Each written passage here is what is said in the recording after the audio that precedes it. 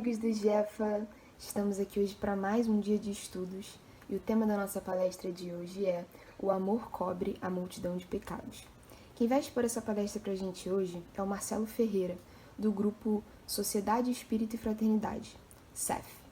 Bom, antes de começarmos, eu vou ler a mensagem de um livro e após isso faremos a prece. O livro que eu vou ler é Vinha de Luz. A mensagem é a mensagem 5, com amor. E, sobre tudo isto, revesti-vos de caridade, que é o vínculo da perfeição. Todo discípulo do Evangelho precisará de coragem para atacar os serviços da redenção de si mesmo. Nenhum dispensará as armaduras da fé, a fim de manchar com desassombro sob tempestades. O caminho de resgate e elevação permanece cheio de espinhos. O trabalho constituir-se-á de lutas, de sofrimentos, de sacrifícios, de suor, de testemunhos. Toda preparação é necessária no capítulo da resistência. Entretanto, sobre tudo isto, é indispensável revestir-se a nossa alma de caridade, que é amor sublime. A nobreza de caráter, a confiança, a benevolência, a fé, a ciência, a penetração, os dons e a possibilidade são fios preciosos, mas o amor é o tear divino que nos entrelaçará, tecendo a túnica da perfeição espiritual. A disciplina e a educação, a escola e a cultura, o esforço e a obra são flores e frutos na árvore da vida. Todavia, o amor é a raiz eterna. Mas como amaremos no serviço diário? Renovemo-nos no Espírito do Senhor e compreendamos os nossos semelhantes. Auxiliemos em silêncio, entendendo a situação de cada um, temperando a bondade com a energia e a fraternidade com a justiça. Ouçamos a sugestão do Senhor a cada passo na senda evolutiva. Quem ama, compreende, e quem compreende, trabalha pelo mundo melhor. Bom, nesse momento vamos elevar os nossos corações a Deus, deixar todos os problemas, todas as energias ruins, todos os pensamentos negativos de lado, que possamos aprender um pouco mais sobre os ensinamentos de Jesus, que o estudo de hoje não nos passe só embasamento teórico, mas que possamos aplicá-los no nosso dia a dia e que estejamos abertos a todos os ensinamentos e todo o amor que Jesus tem para nós. Que Deus esteja conosco, agora e sempre. Graças a Deus.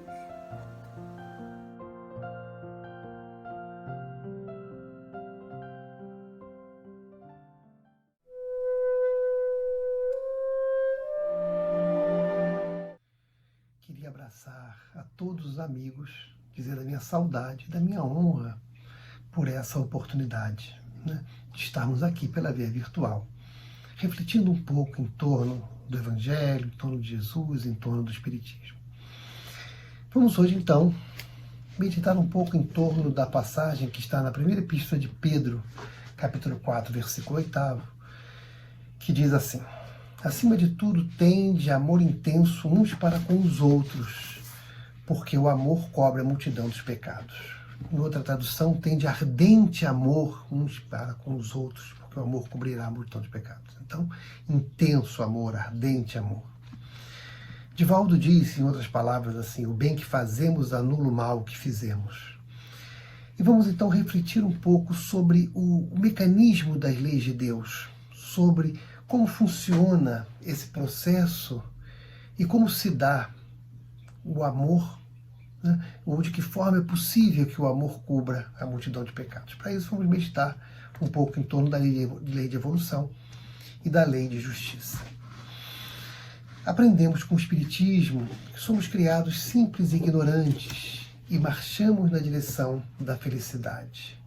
Lá, Castro Alves, por Chico Xavier, na poesia Marchemos, que está lá no Parnaso de Além-Túmulo, diz assim, o grande poeta: há mistérios peregrinos nos mistérios dos destinos que nos mandam renascer.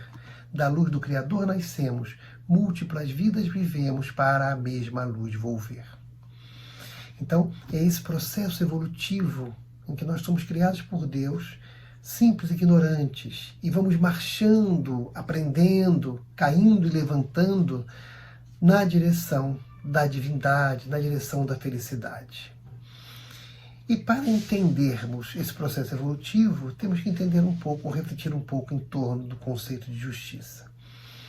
Um conceito clássico de justiça é que justiça é dar a cada um aquilo que é seu, ou aquilo que pertence. Esse conceito é de Cícero, lá em Roma, Roma Antiga. Jesus diz isso com outras palavras, né?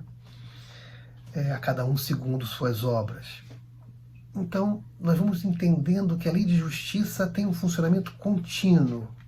Agimos, sentimos o tempo todo, pensamos, e isso vai gerando um processo de causa e efeito o tempo inteiro. Existem causas cujos efeitos serão a médio prazo, a longo prazo, e existem causas cujo efeito é imediato.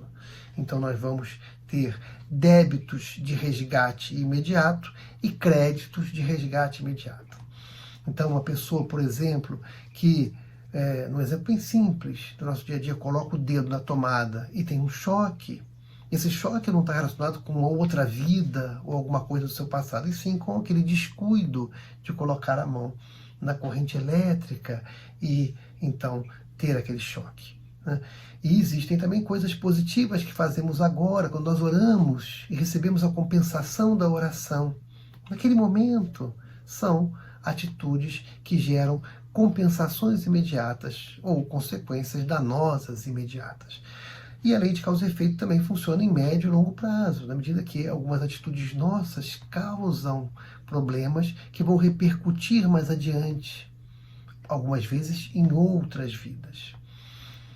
Dentro dessa ideia reencarnacionista, em que nós temos muitas vidas para trás e teremos muitas pela frente, nós hoje estamos vivendo um período em que nós trazemos uma ficha kármica, trazemos o nosso passado kármico de atos positivos e de atos negativos.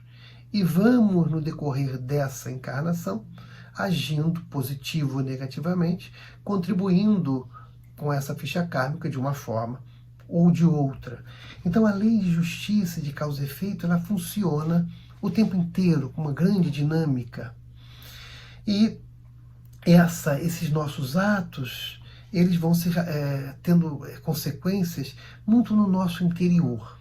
Porque aprendemos lá com Allan Kardec, na questão 621 de O Livro dos Espíritos, que as leis de Deus estão escritas na nossa consciência.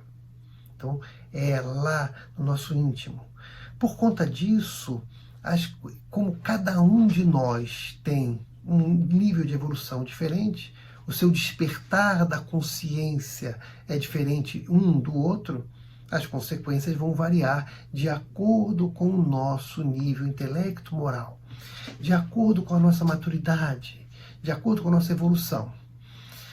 Por exemplo, na Terra, na legislação humana, nós não punimos uma criança da mesma forma que punimos um adulto, porque a criança não tem ainda noção do que está fazendo quanto tem um adulto.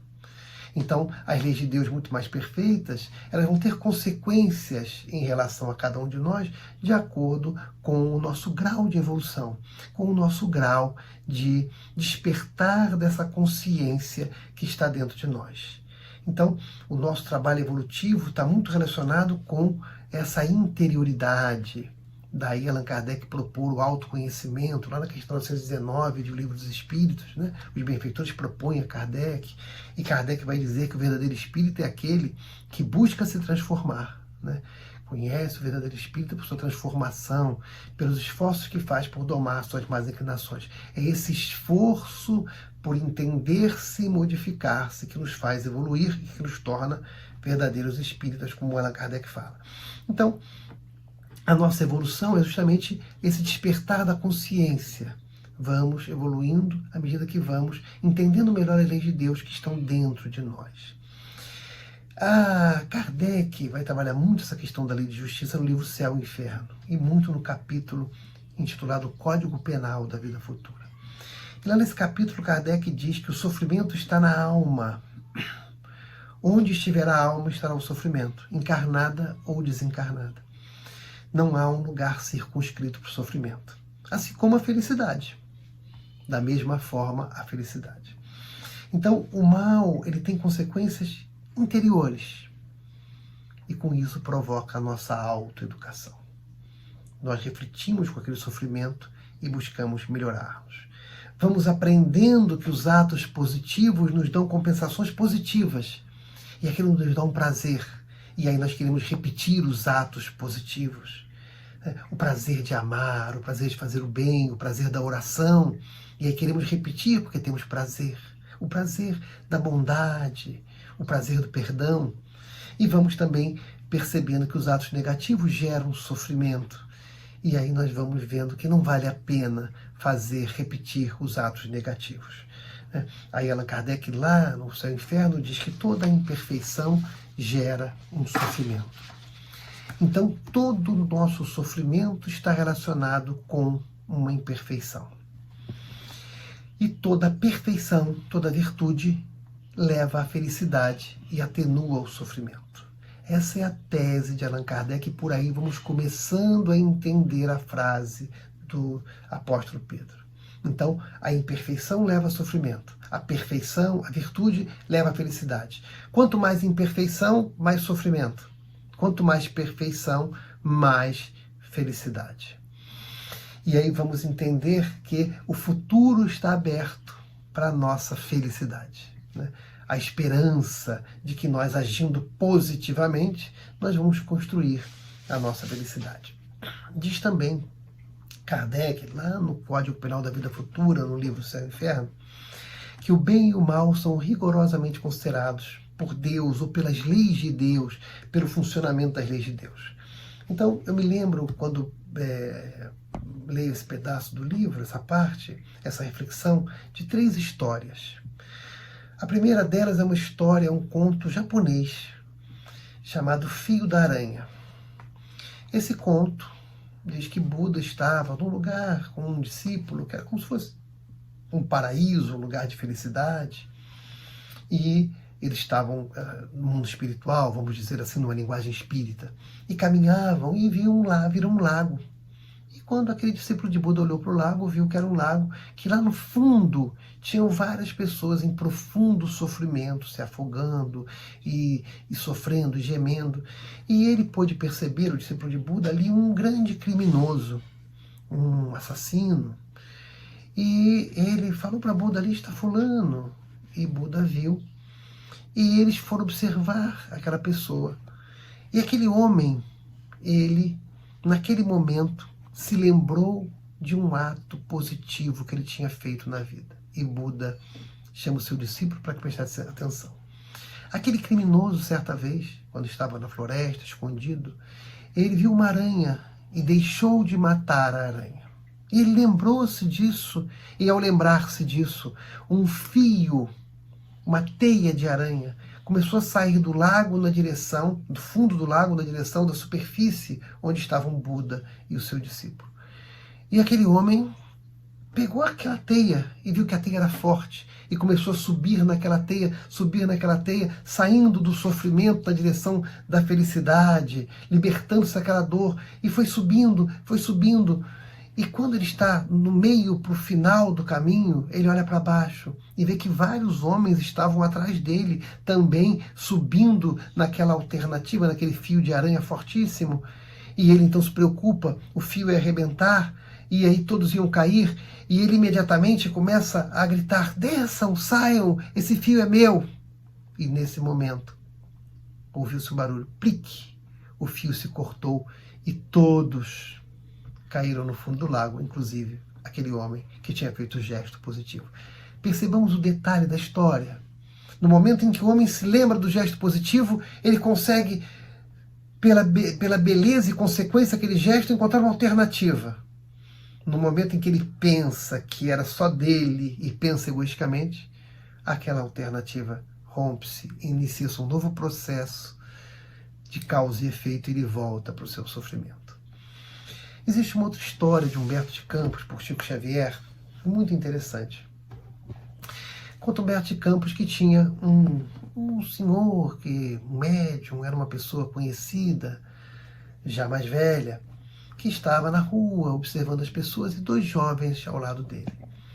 E quando ele vê, aqueles três pessoas veem uns homens entrando dentro da floresta, eram também 3 homens, e parecia que iam caçar ou pescar, e diz o médium, aquele senhor mais velho, acho que eles não voltam, algo de ruim acontecerá com eles nessa tarde, era de manhã.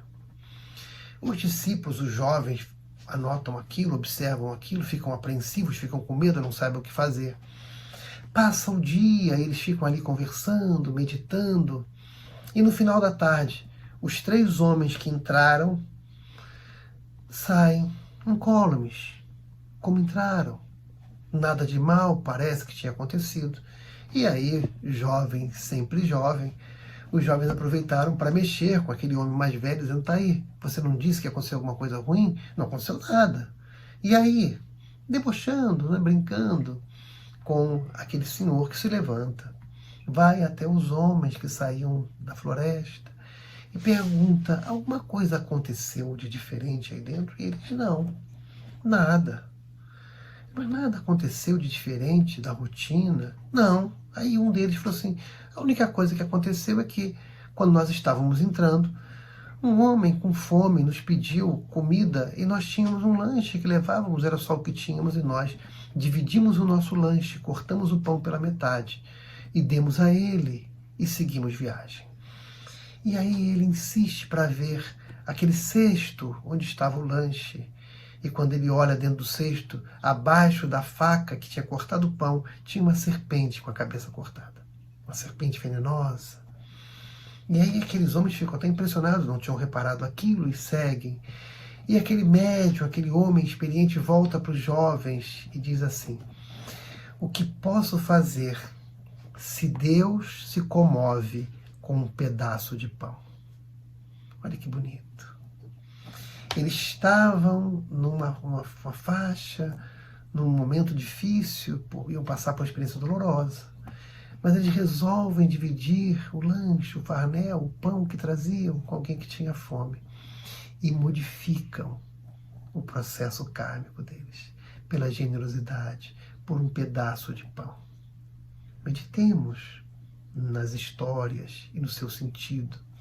Existe uma outra, também pela mediunidade de Chico Xavier, que conta que existia numa casa espírita um médium, trabalhador do bem, que era muito querido, um homem simples, um operário de uma indústria, mas que era dedicado na casa espírita. Trabalhava arduamente e era um bom chefe de família, cuidava dos filhos, da esposa, se dedicava no tempo que lhe sobrava para o amor ao próximo, na reunião mediúnica e nas demais tarefas da casa espírita, dos estudos ao trabalho assistencial. E certo dia, esse homem, no seu trabalho, trabalhava com máquinas, perde um dedo. Todos ficam muito chocados. Como? Como um sujeito tão bom? Ele perde um dedo. Onde está Deus? Como é possível isso? Com tanta bondade.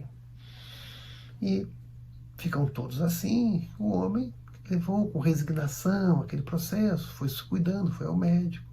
E um dia, na reunião mediúnica, um benfeitor revela que na outra vida, aquele homem que perdeu um dedo, tinha, por ódio, por vingança, decepado o braço de um trabalhador seu numa máquina. E que nessa vida ele trazia o sofrimento e resgataria perdendo um braço. Mas em virtude do amor, da bondade e da utilidade das suas mãos e seus braços, entendeu a divindade, as leis de Deus, que seria suficiente o sofrimento da perda de um dedo, não mais necessária a perda do braço. Vamos compreender isso? Vamos entender como que o amor cobre a multidão dos pecados? Dizem os benfeitores, e isso está no Céu e Inferno, isso está também no livro do Raul Teixeira, do livro do Camilo, por Raul Teixeira, Justiça e Amor. Há um sistema de débitos e créditos que se equilibram e podem se compensar. Parecido com o sistema financeiro, pensemos em débitos e créditos financeiros. Mas como é possível isso? Como pode o amor cobrir a multidão de pecados? No Céu e Inferno, Kardec ensina-nos que o primeiro passo, quando agimos mal, é o arrependimento. Os passos seguintes, a expiação e a reparação. Só que, algumas vezes, a reparação pode minorar ou até excluir a expiação. Vamos entender melhor. O que se fere quando agimos mal? O que se fere é a lei de Deus. Camilo, benfeitor, por Raul Teixeira, no Justiça e Amor, diz assim: cabe ao ofensor dar conta de seu desequilíbrio ante a consciência cósmica contra a qual agiu. Ele chama isso choque de retorno. Porque muitas vezes nós agimos equivocadamente contra nós mesmos. Ou contra alguém que nos ama. Um filho, por exemplo, que agride uma mãe, a mãe perdoa. Mas ele agiu contra a lei de Deus. Então o perdão do ofendido não resolve o nosso problema com a lei de Deus. Por isso que nós temos que dar conta do desequilíbrio nosso perante a consciência cósmica, de acordo com a nossa faixa evolutiva. Lembremos daquilo que falávamos no começo. Diz o Camilo, nessa mesma obra que falamos, Justiça e Amor, que esse processo se opera na própria consciência e no perispírito. Eu vou ler, aqueles que tiverem interesse, podem nessa obra Justiça e Amor pesquisar no capítulo que fala Justiça e Consciência. Um sistema perfeito de autoimpressão, à base de sutilíssimas energias, deixa registrado na viva tela perispiritual se o indivíduo deixou de agir consoante as leis sábias do Criador, por imaturidade do senso moral, por falta de mais profunda percepção da consciência, ou por negligência, má vontade, ou mesmo por maldade. Então vejamos que há uma marca no perispírito quando nós agimos em desacordo com as leis de Deus.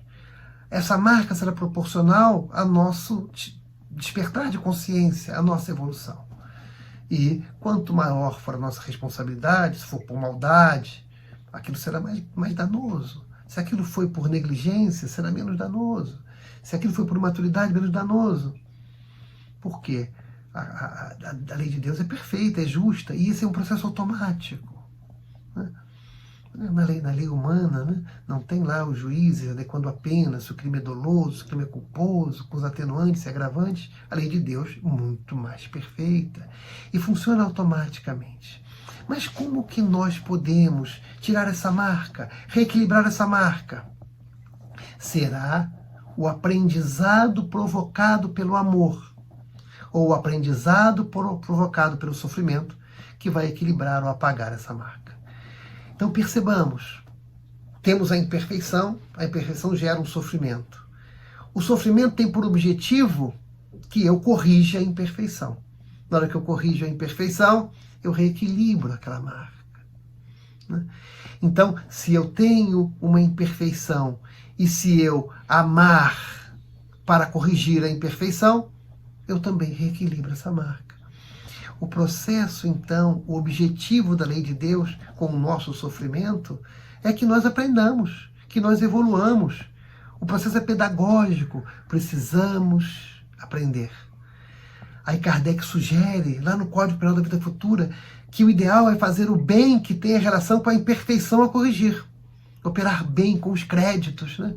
Então, aí o autoconhecimento. Eu tenho uma imperfeição, gera um sofrimento. Então eu começo percebendo o meu sofrimento. E aí eu tenho que me mergulhar intimamente para perceber aqui, esse sofrimento está relacionado a que imperfeição minha. E a partir daí, como eu posso corrigir essa imperfeição?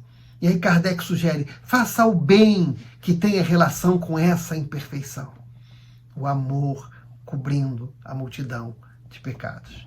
Diz Pedro, mas sobretudo, tende ardente amor um para com os outros, porque o amor cobrirá a multidão de pecados.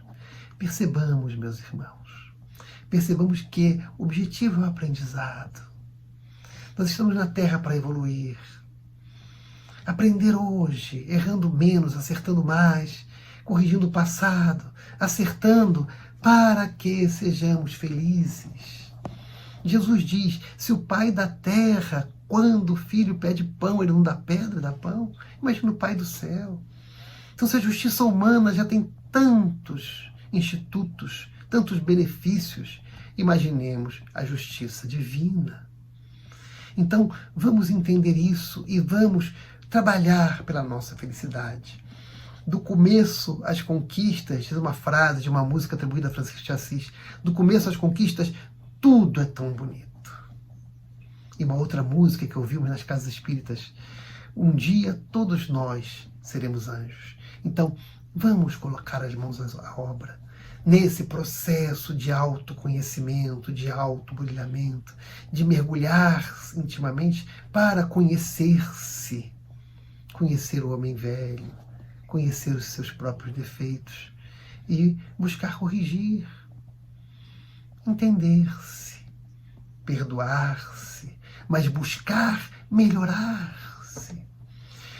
No livro de Dostoiévski, Os Irmãos Karamazov, há um monge, logo na primeira parte do livro, é um livro muito bonito.